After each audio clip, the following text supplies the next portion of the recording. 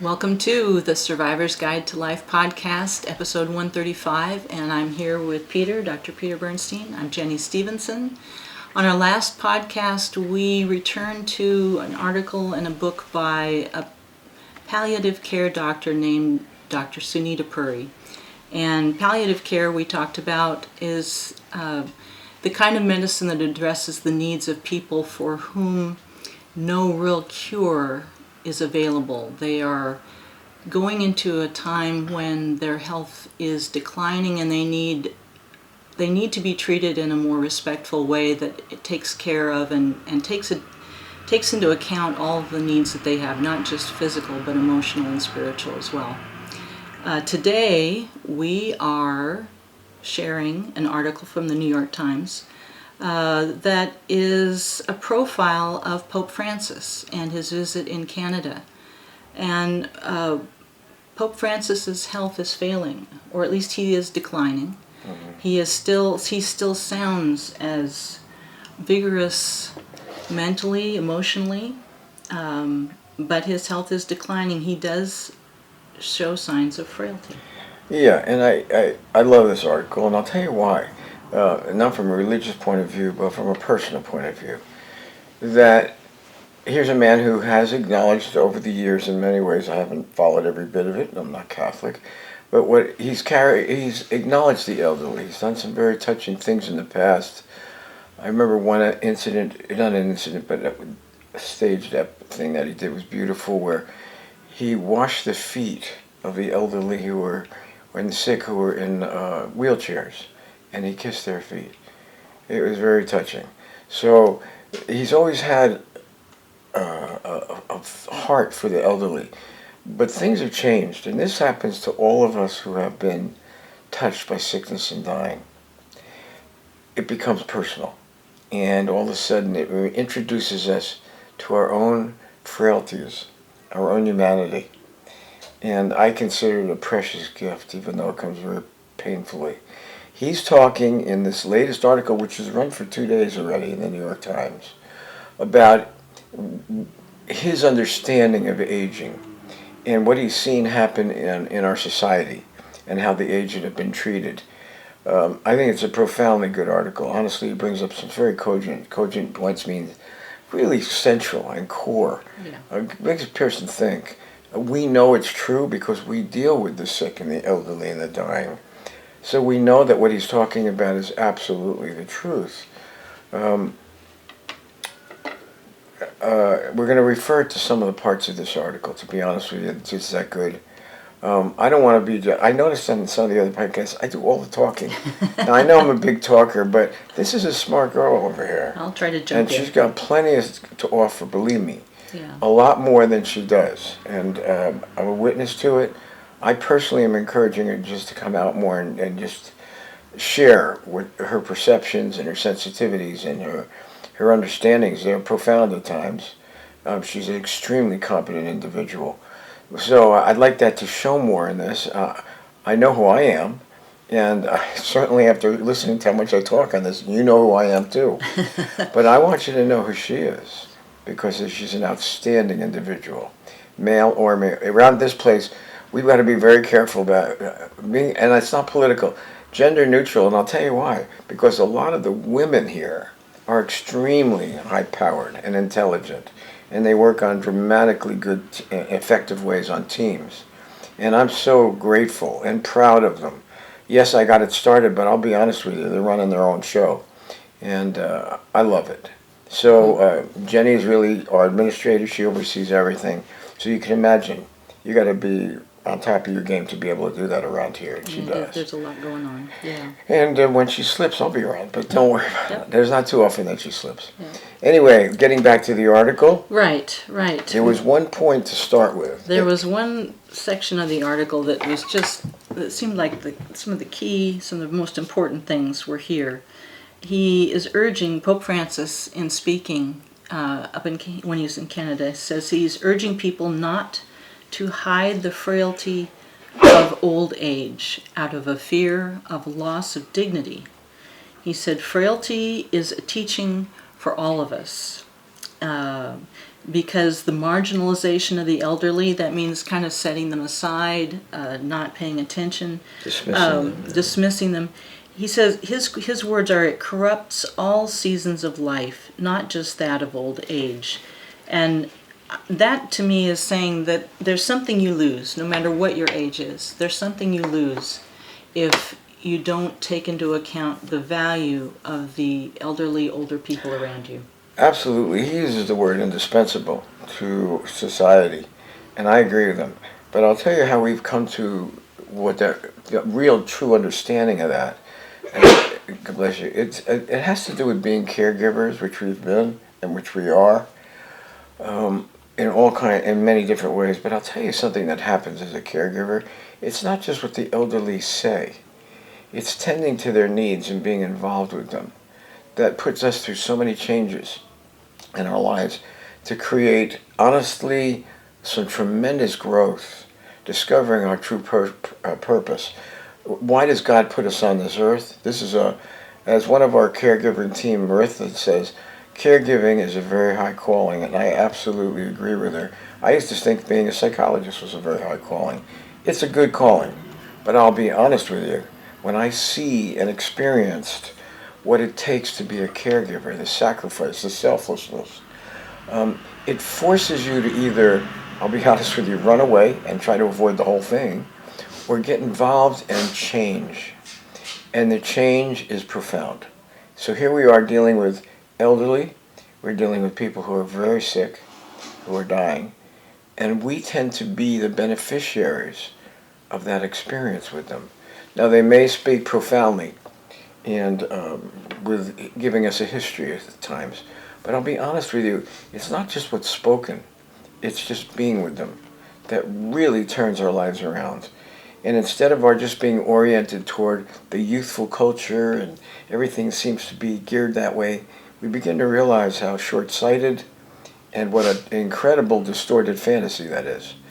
There's a part of the article that talks about, it's a really good point that is made, that there's such a priority on developments in science and medicine that will help prolong life. And yet, there is not also the balance of providing for some of the needs that people will have as they reach the end of their life. And we're talking about caregivers, and we're very involved with caregiving and caregivers. And we have talked over and over on our podcast about the lack of significant pay, self-care, resilience for caregivers, how they're burning out, and there are not enough caregivers. We want to live forever, but we don't want to look at what life might be like for us near the end and the needs that we might have. Well, one of the things we've talked about in articles that we've read and articles that we've written is that most of us, and life seems to be designed, certainly in our society, to tend to want to run away from facing our own mortality. Mm-hmm. I think the pandemic, I'll be honest with you, in the last 2.5 years, exposed and awakened an entire society, an entire world to that fact, and how ill-equipped we've been, because most of us, certainly in our society, are runners, and we've committed our lives to full living, mm-hmm. and we didn't really commit ourselves to the full spectrum of life, and it forced it because there have been so much sickness and so much death and dying. It's been a very cruel and difficult learning experience. It's not over. The pandemic is certainly the more core part of it is over. But what we're seeing is the after effects and how it's affected people. That's not over. And not just physically, but emotionally and spiritually and psychologically. That is certainly not over, and we see it. But we're listening to this article. He focuses more on the elderly, but what really struck me, hey, I said I'm not a Catholic. And I always looked at the Pope, well, he's Catholic, and this pertains to the Catholics. Mm-hmm. He is human. And this article is showing how human he is. Now, how is he coming more to his own humanity? He's 85 years old. He's growing more frail. He's in a wheelchair. He can't do the things he used to do. And he's not hiding it. And he's not hiding it. And he talked about that being quite an emphasis in our society and his. So much has been done to hide aging, and I'll cop to that. And yet he's saying that's a mistake. It's really looking at it full bore, full on, and there's nothing to be ashamed of. In fact, it's something to embrace. Now, I'll be honest with you. Looking at me, I'm a very poor embracing student. is going on poor here. Student here. I don't embrace it at all. Well, I don't think he's saying. I don't think he's saying don't stay youthful and healthy. He's saying don't pretend that frailty catches up with Yes, us all. and don't hide from it. It catches up to you anyway. Yeah. And here's a man who stays in sports his whole life, rides horses and competes and does all kinds of things. But I'll be honest with you. Deep down, I'm very aware of my aging. I'm very aware of aging. I have a great deal of contact with people who are dealing with it and have been dealing with death and dying, who are affected by the caregiving that they've given. So I'm well aware of it. My heart is there. I can't help it. I've been there myself. I just lost my own wife a year and a half ago. So, no, I'm not saying I deny it, but I am saying the Pope is onto something here. But it's through his own humanity, his own frailty, and coming to grips with it and going, hey, we got to look at this honestly. And what a valuable resource elderly are in our society. Yes, he goes on about some of the ways that people are enriched by or blessed by being with the elderly. And from something as kind of basic or simple as hearing about history directly from someone who experienced it. And you do that with June at the stables. She was in the bombing in London, and you can hear about that from her. Yeah, she's a lady who owns her stage. She's 100 years old, and she considers me a very good friend, and she's no dementia, very sharp, although her body is, of course, weakened. But yeah, I love it. I love to listen to it most of the time, and she's very perceptive. So there's that, and then there's what you were talking about a bit before too, which is to slow down, especially if you're young, and spend time with someone who's older and develop compassion. The Pope points out that can only strengthen the family and to build those connections of compassion. Well, when he talks about family, this man talks about he's talking about the human race. Human family, yes. I have found that over the years, dealing with a lot of death and dying and sickness and aging, other cultures other than ours, their kids do have a connection with the elderly, very natural, in their caregiving, in their connection, and so many different ways. I've learned from very young kids in other cultures that are just convicted and committed to caring for the elderly. Haiti, I know a lot of Haitians. I'm trying to remember, Fijians. There's so many, and I've learned from their kids who know so much more and have such a deep and accepting understanding of the aging process and how to be with the elderly. Unfortunately, our society doesn't do that. Ours is not one that really prioritizes that. No, we have good people that do it, but who are we kidding? He compares that to people kind of being sent off to a nursing home, kind of like hanging up a coat that you no longer want to wear, and the kind of the setting aside and out of the picture, and what he uses a strong language. He calls it covert euthanasia. Well, especially relating to the pandemic, and when we think back on all of the elderly that died during the pandemic who were in nursing homes, it was huge. I think my mother had, would she have it 2-3 times? My mother is tough as nails, 97 years old. She got through it. She's a little different. Yeah. I gotta say, for a 97-year-old, she's inspiring. She's tough, but I know she had it several times. And other people in other nursing homes, they closed them down. They had to close everybody out because there was so much death and dying happening and so many of the old elderly died during that time. So what he's been talking about, he uses very dramatic language. He's the Pope, can I tell you? And yet there's something about the flavor of what he's pointing out that's coming from his emotions and coming from his heart and his own life experience. And he's not just coming from some clinical book. He really isn't. So I'm enjoying this. I think there's a continuity for us from what we've been talking about. We were talking so many lately about palliative care, and most people, they don't know what that is. No, it's not as well known. It should be, but it's not. They don't know, and sometimes I'm talking to people, I forget the word because most people don't relate to it. But what I found and what we discovered helping others that have to deal in the medical world, I've just talked to some friends of mine, doctors today. What's really interesting is they're not trained. Doctors aren't trained to be palliative care people. They're trained in the mechanistic approach, clinical mechanistic approach to healing and fixing people. And then when it comes to the process of aging and dying and sickness and being there as a fellow human being, there's not much of that going on. And we've talked about a lady, what's her name? Dr. Puri. She wrote I think her shorter things are much better. She's a very good writer. But she's a good writer, and she talks about she was ready to give up her medical profession, and she was just finishing it when she realized it wasn't satisfying for her. She couldn't talk to people when they asked her very meaningful questions about death and dying and she couldn't answer them. She's devoting her life, and she's got a long road ahead of her, but she's devoting her life to being able to be there for people and as a fellow human being.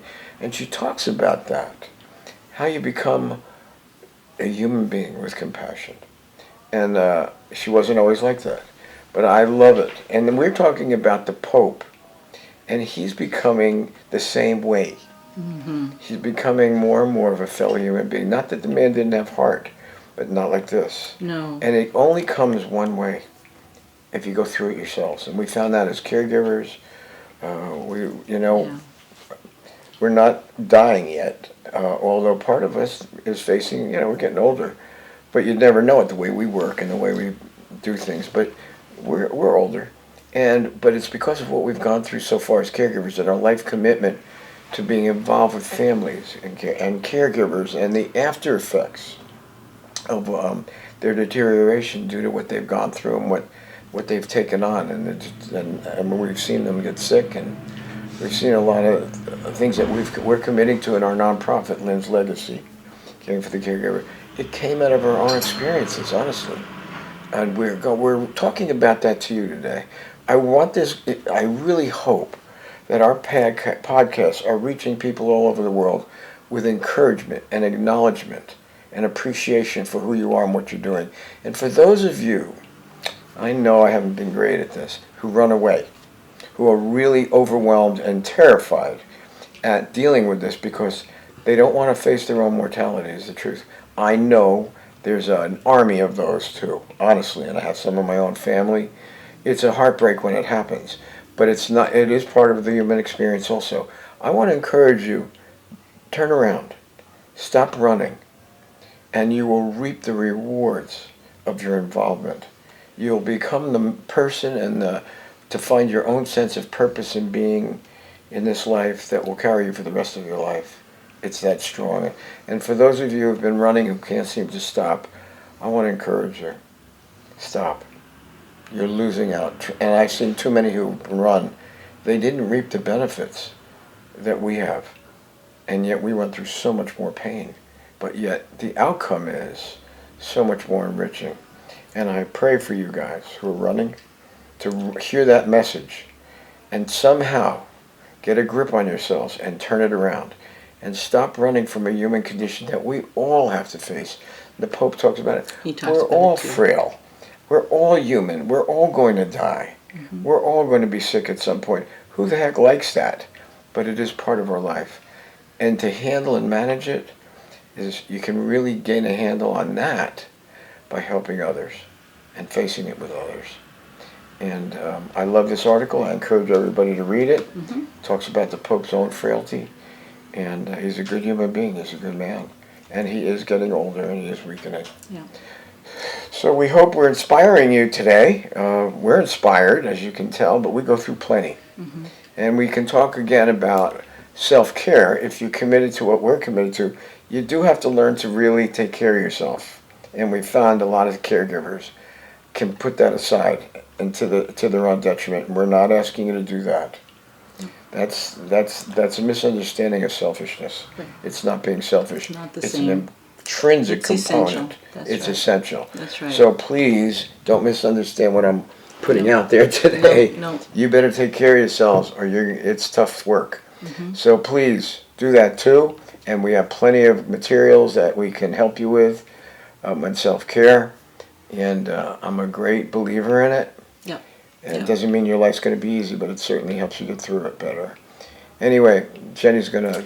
I'm going to actually share a little bit of something new today. And first I'll say that the Survivor's Guide to Life podcast is sponsored by Sonoma Coast Trauma Treatment, a 501c3 public charity.